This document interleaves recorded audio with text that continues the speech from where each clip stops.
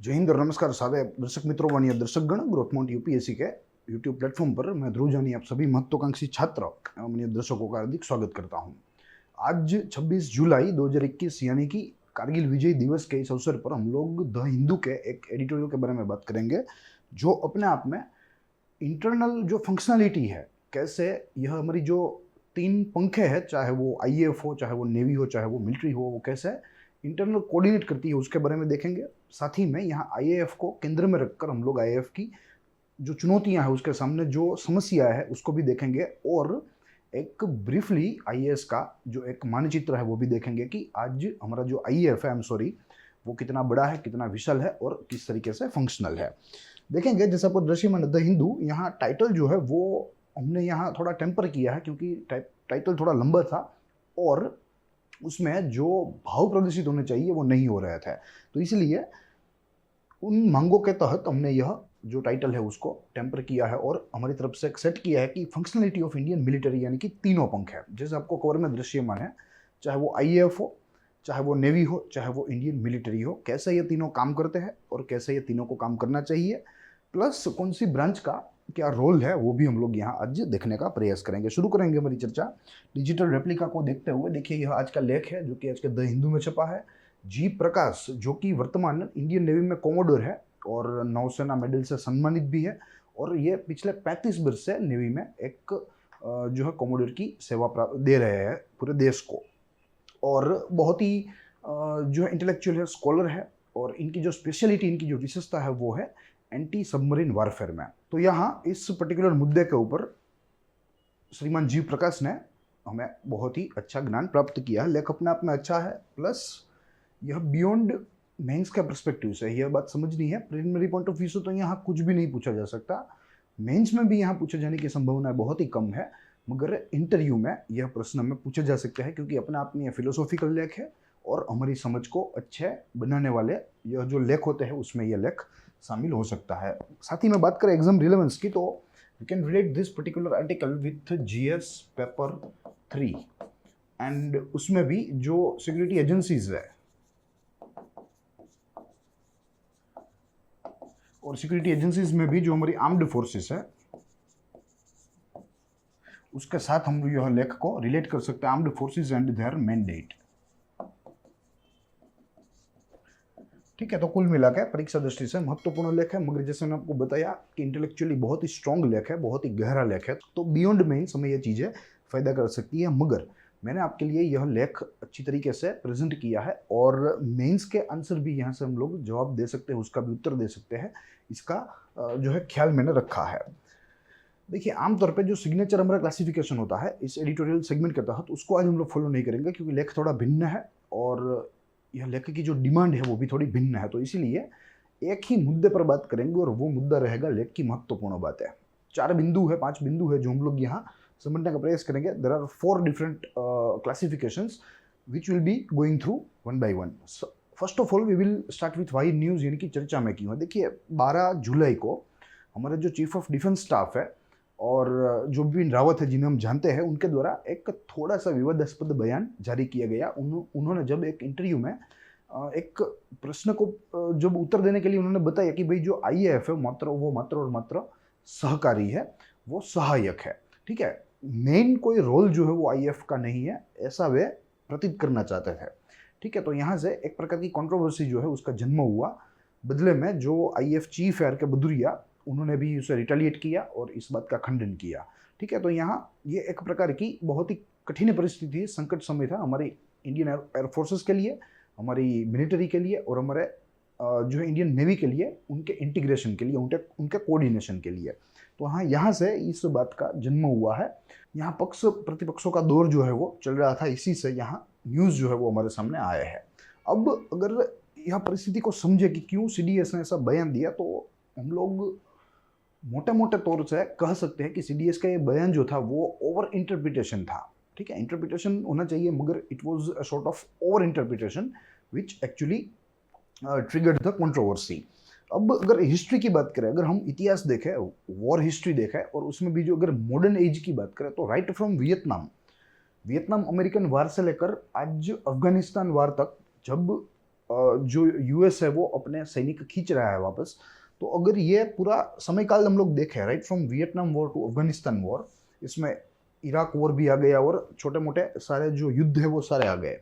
ठीक है, तो एक बात हम प्रतीत कर सकते हैं कि जो आईएफ की भूमिका रही, इट वॉज सपोर्टिव। और एक वॉर एनालिसिस के तहत हम लोग कह सकते हैं कि लैंड और वाटर, होल्डिंग लैंड और water is very essential in the time of conflict, यानी कि संघर्ष के समय जमीन या अपने पानी के ऊपर आपका कब्जा होना वो अपने आप में निर्णायक साबित होता है। यह क्रूशियल है, क्रिटिकल है, डिसिसिव है।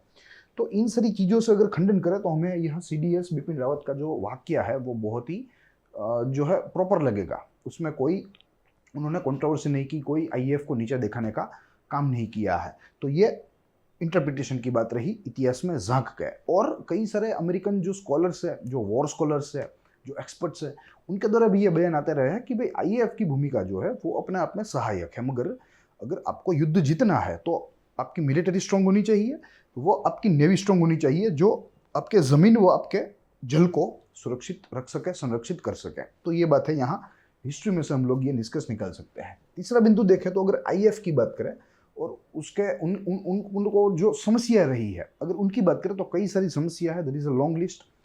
कुछ देखते हैं। सबसे प्रथम, आईएएफ ओनली हैव 25%, यानी कि only have 75% of fighter squadron. ठीक है, जो स्क्वाड्रन पर्याप्त होनी चाहिए 100%, वो मात्र 75% है। There is a shortage of 25% fighter squadron. फिर शॉर्टेज ऑफ 10% पायलट्स। यस, अगर number of pilots, number of man power की बात करें तो यहाँ 10% पायलट्सों की कमी आईएएफ देख रही है अगेंस्ट ऑथोराइज्ड स्ट्रेंथ। फिर उसके बाद देखें टेक्नोलॉजिकल अपग्रेडेशन। यस, ये भी एक बहुत ही क्रूशियल जो है पॉइंट है, क्योंकि अपने आप में कोई भी देश हो, आज ऐसा मॉडर्न एज में कोई भी देश हो, कोई भी देश की आर्म्ड फोर्स हो, उनकी ताकत उनके टेक्नोलॉजी एडेप्टेशन से तय की जाती है। तो यहाँ भारत के संदर्भ में आईएएफ का टेक्नोलॉजी एडेप्टेशन पुअर है, साथ ही में टेक्नोलॉजिकल अपग्रेडेशन भी समय की मांग है। जो एजिंग हमारे एयरक्राफ्ट से जो एसेट्स है उनको हमें जो है बेच देना चाहिए या उनको स्क्रैप कर देना चाहिए, उनकी जगह नए वेल अपग्रेडेड साधनों का हमें यूज़ करना चाहिए। तो वो भी एक यहाँ समस्या है। And after that modernising assets and equipments. तो यहाँ इक्विपमेंट्स और एसेट्स के भी मॉडर्नाइजेशन के ऊपर आईएएफ को ध्यान रखना चाहिए, जो अपने आप में थोड़ा कॉस्टली प्रोजेक्ट हम लोग कह सकते हैं। तो यहाँ सरकारों के द्वारा भी आईएएफ को फंड देना चाहिए और आईएएफ के द्वारा उस फंड का उपयोग अच्छी तरीके से इन चीज़ों में करना चाहिए, ताकि वे अपग्रेड हो सके, चाहे वो टेक्नोलॉजिकली हो, चाहे वो मैन पावर की दृष्टि से हो। तो ये 3 बिंदु रहे। अब चौथा बिंदु है कि व्हाट इज नीड, कि आज अब इन परिस्थितियों में क्या करने की ज़रूरत है। कुछ मुद्दे हैं जो हम लोग यहाँ देखने का प्रयास करेंगे, आपके लिए तैयारी है, ताकि इन चीज़ों को समझने में हमारा समय वेस्ट ना हो। देखिए, 5 बिंदु में हम देखना चाहेंगे कि कैसे हमारी जो फंक्शनलिटी है हमारे आर्म्ड फोर्सेस की, जो इंटरनल कोऑर्डिनेशन है, उसको कैसे अच्छा किया जाए, कैसे उसको अपग्रेड या आप कह सकते हैं कि बेनिफिशियल किया जाए। सबसे प्रथम है comprehensive national security strategy is a need of hour, जो भारत में नहीं है। ठीक है, कॉम्प्रिहेंसिव पान इंडिया एक नेशनल सिक्योरिटी स्ट्रेटेजी होनी चाहिए, राष्ट्रीय सुरक्षा नीति होनी चाहिए, जिनको फॉलो करने के लिए यह तीनों सर्विसेज जो है उनका उपयोग किया जाना चाहिए। सबसे प्रथम comprehensive national security policy. Second one is need to transform professional learning and inter service training. Yes, जो क्षतियाँ प्रोफेशनल ट्रेनिंग्स में है आज दिन, इंटर सर्विस ट्रेनिंग में है, उनको दूर कर देना चाहिए। सर्विसेज जो ट्रेनिंग्स है, सर्विस ट्रेनिंग्स है, उनको मोर कॉम्प्रिहेंसिव बनाना चाहिए, मोर इंक्लूसिव बनाना चाहिए, ताकि जो हमारे पर्सनल्स है उनकी ट्रेनिंग बहुत ही अच्छी हो और वे अच्छे योद्धा बने। तीसरा, armed forces should resolve this difference among themselves. Yes, they should resolve this type of differences among themselves, because neither government nor bureaucrats can do it. ठीक है, तो ऐसे समय में इनको ही आपस में ही जो है शंका का समाधान या समस्या का समाधान करना चाहिए।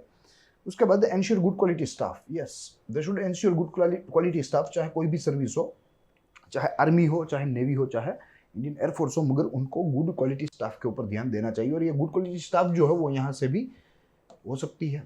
ठीक है, ट्रेनिंग अगर सुधारी जाए, ट्रेनिंग अच्छी करी जाए, तो यहाँ जो स्टाफ की क्वालिटी है वो भी इम्प्रूव होगी। एंड उसके बाद acceptance of fact that what works for other countries do not work for us. ये भी एक बात, ये भी एक तथ्य ऐसा है जो हमें एक्सेप्ट कर लेना चाहिए, स्वीकार लेना चाहिए कि जो फेरफार, जो चीज़ें दूसरे राज्य को, दूसरे राष्ट्र को अगर फायदा कर रही है तो वो सेम चीज़ हम लोग भारत में लागू नहीं कर सकते हैं, क्योंकि यहाँ की चुनौतियाँ अलग है, यहाँ के प्रश्न अलग है। तो यहाँ ये भी एक फैक्ट जो है उसका हमें एक्सेप्ट उसको करना चाहिए। आमतौर पे हम लोग यूएस जो एयरफोर्स है, ठीक है, उसके ब्लूप्रिंट के ऊपर चल रहा है कि उन्होंने कैसे अपग्रेड किया, उन्होंने कैसे मॉडर्नाइज किया, मगर वो सारी चीज़ें हम लोग यहाँ लागू नहीं कर सकते हैं, क्योंकि यूएस का अपना बजट है, बहुत बड़ा बजट है, भारत का अपना बजट है जो अपने आप में छोटा है, ठीक है। तो इन सारी समस्याओं की वजह से जो चीज़ें बाहर विकसित देशों में लागू की गई, जो वहाँ सफल हुई, वो यहाँ हम लोग सफल नहीं कर सकते।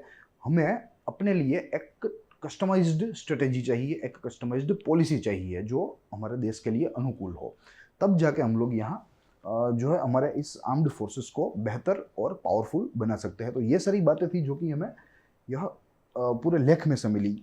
दो चीज़ें यहाँ से निकल सकती है।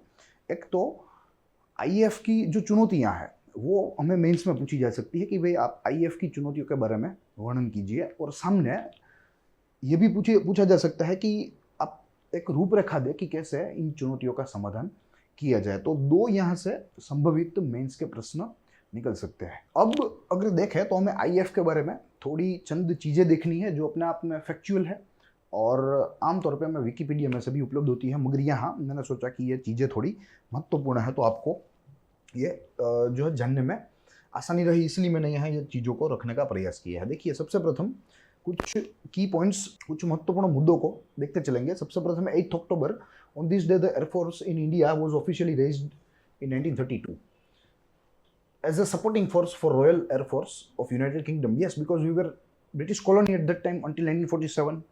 तो जो डेवलपमेंट्स आए हैं वो ब्रिटिशरों के द्वारा ही किए गए हैं और ब्रिटिशरों के लिए ही किए गए थे। तो यहाँ ये भी उनमें से एक है। हिस्ट्री की बात करें तो 1933 में Indian IF got its first operational squadron.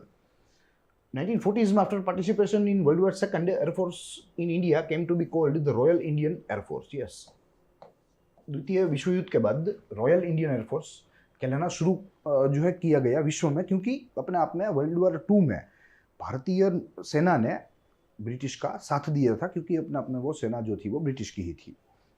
1950 में इट बिकेम इंडियन एयरफोर्स। 1950 में ये भारतीय एयरफोर्स में तब्दील हुई, क्योंकि अब स्वाधीनता के पश्चात की बात हो रही थी। फैक्ट्स की बात करें तो Indian air force is the first largest in the world. Yes, it is fourth largest after US, China and Russia. So first one is US, second is China, and at the third position it is Russia, and on the fourth we are. Headquarters are in New Delhi. The motto of IAF is touching the sky with glory. Touching the sky with glory, वो इसका मोटो है जो आमतौर पे हमें याद रखना होता है। And it was taken from the 11th chapter of Bhagavad Gita. Yes, ये भी अच्छी माहिती है। भगवद गीता के 11वां जो अध्याय में से ये पर्टिकुलर जो मोटो है, जो स्टेटमेंट है, वो उठाया गया है। The president of India holds the supreme commander of air force, holds the rank of supreme commander. Yes, और वो तो तीनों अंगों के कमांडर इन चीफ कहलाए जाते हैं।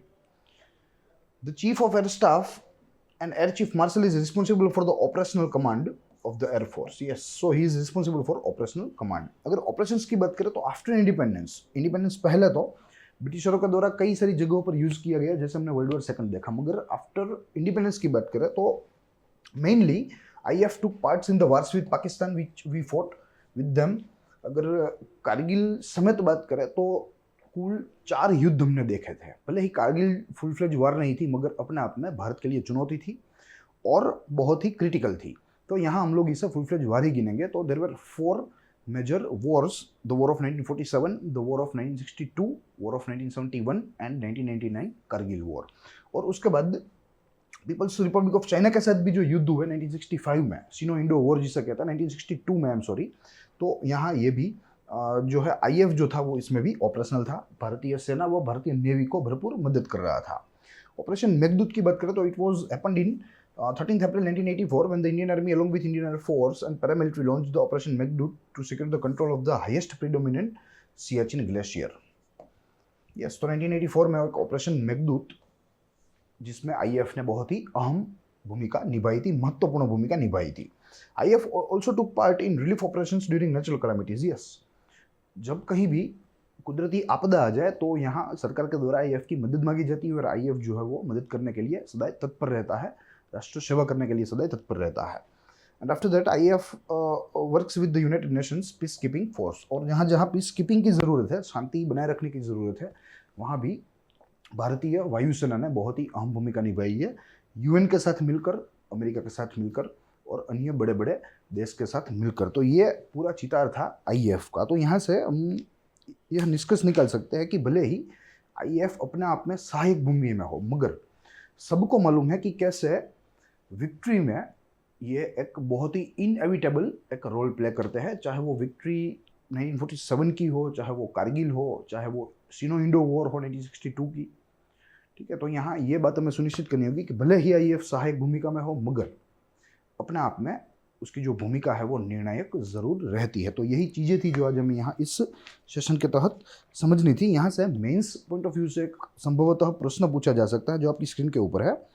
आईएफ के बारे में संक्षिप्त में बताए, वो उसके सामने क्या चुनौतियाँ हैं, उसको अपने शब्दों में वर्णन कीजिए या उसकी अपने शब्दों में चर्चा कीजिए। इंग्लिश की बात करें तो discuss issues related with Indian air force along with brief description I am sorry about it. यानी कि आईएफ के बारे में संक्षिप्त में वर्णन कीजिए, वह उसके सामने क्या क्या चुनौतियां हैं उसका भी जिक्र कीजिए, उसकी भी चर्चा कीजिए। तो ये आपका एक मेंस का जवाब है। आप मेंस आंसर राइटिंग प्रैक्टिस कर सकते हैं अपने हिसाब से। साथ ही में अगर आप संधि सेवाओं की तैयारियां कर रहे हैं तो आप ग्रोथ माउंट यूपीएससी के साथ आज ही जुड़े। यहाँ जनरल स्टडीज़ का जो स्पीयर है उसके बारे में भरपूर चर्चा की जाती है, गहराई से चर्चा की जाती है, तो वो आपको मददरूप होगी। साथ ही में आपके ग्रुप में आपके फ्रेंड्स को भी हमारा जो चैनल है उसे सजेस्ट कर सकते हैं, उसे शेयर कर सकते हैं। हमारे चैनल को लाइक कीजिए, शेयर कीजिए, सब्सक्राइब कीजिए, ताकि हमारी मेहनत सारे महत्वाकांक्षी छात्र और हमारे दर्शकों तक पहुँचे। तो यही चीज़ें थी जो आज हमें समझनी थी। हम लोग मिलेंगे इस दिन के अगले सत्र में, तब तक के लिए दीजिए इजाज़त। देखते रहिए ग्रोथ माउंट यूपीएससी।